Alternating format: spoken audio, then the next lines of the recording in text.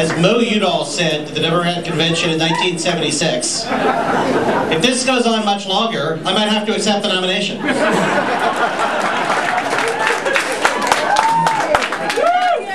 The music's still in the feed. Well, my friends, we thought we were going to stick it to the man. But in the end, as usual, the man stuck it to us.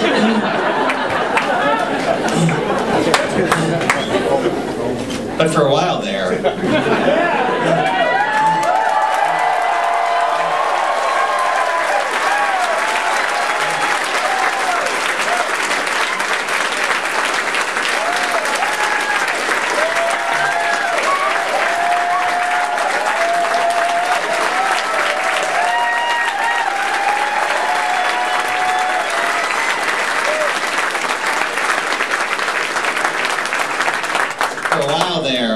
it looked like we had the man on the run and on the ropes. Look at what they had to throw at us. They had the Speaker of the House, pretty darn good Speaker of the House, against a guy who never held office before, but it wasn't enough. They had the backing of the state Democratic establishment, and it wasn't enough. They had the backing of most, though I'm proud to say not all, of the progressive organizations in the state, and it wasn't enough.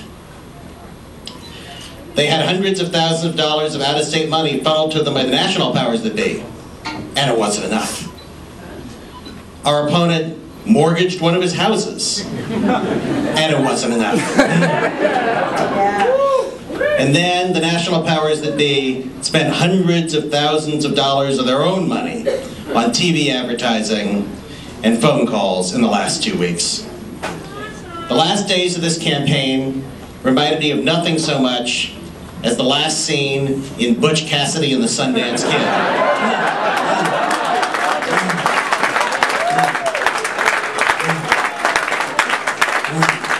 A couple of outlaws against the entire Bolivian army.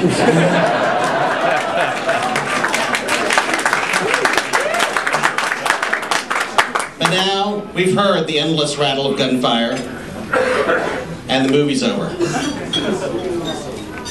And we need to get behind Jeff Merkley for the United States Senate.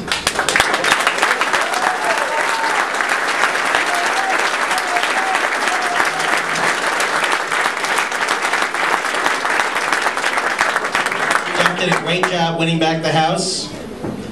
He did a great job managing the House, and he's going to be a great United States Senator, and we're going to help him.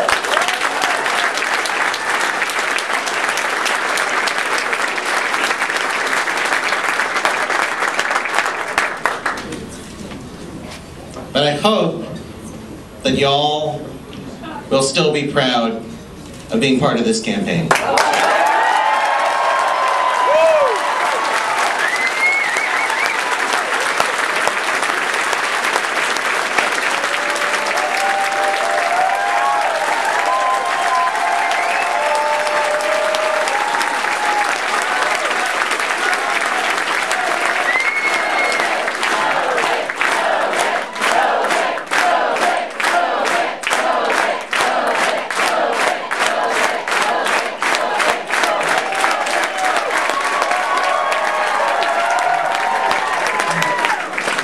I look out upon this room, and I don't see a coward or a traitoress among you.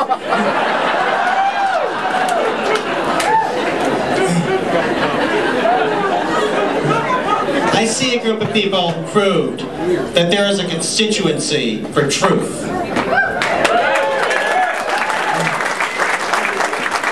There's a constituency for laughter. There's a constituency for courage.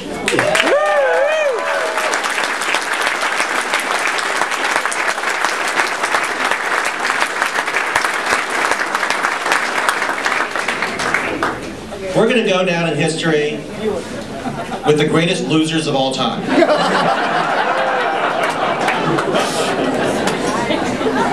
people like the 1975 Boston Red Sox. Like that Detroit Pistons team with Isaiah Thomas that lost to the Lakers in 7 games. Like the racehorse Aladar. You are amazing. So are you.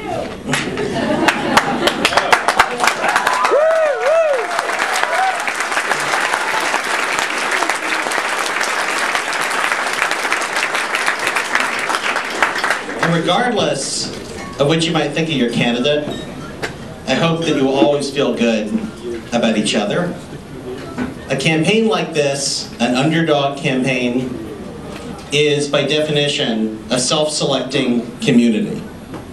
You didn't join this campaign out of resignation because it was the obvious thing to do.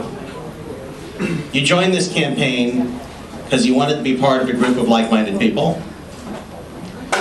If you look back at some of the inspirational losing campaigns in history,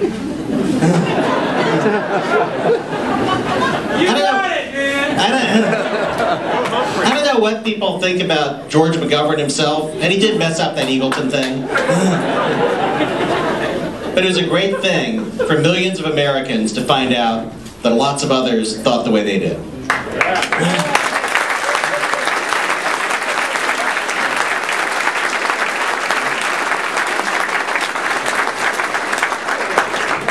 The Gene McCarthy campaign. They didn't even really win New Hampshire, although they did win Oregon. They didn't get close to the nomination, but that was one hell of a community. Even this year, the John Edwards campaign.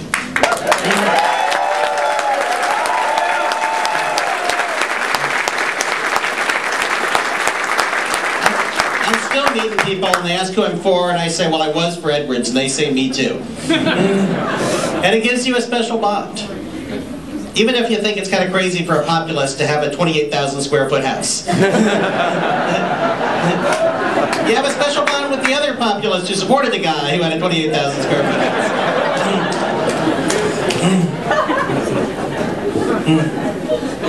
house. So I hope that as with those campaigns, in future years, you'll feel a bond with some of your fellow Oregonians when you find out that you're both for Novick in 2008.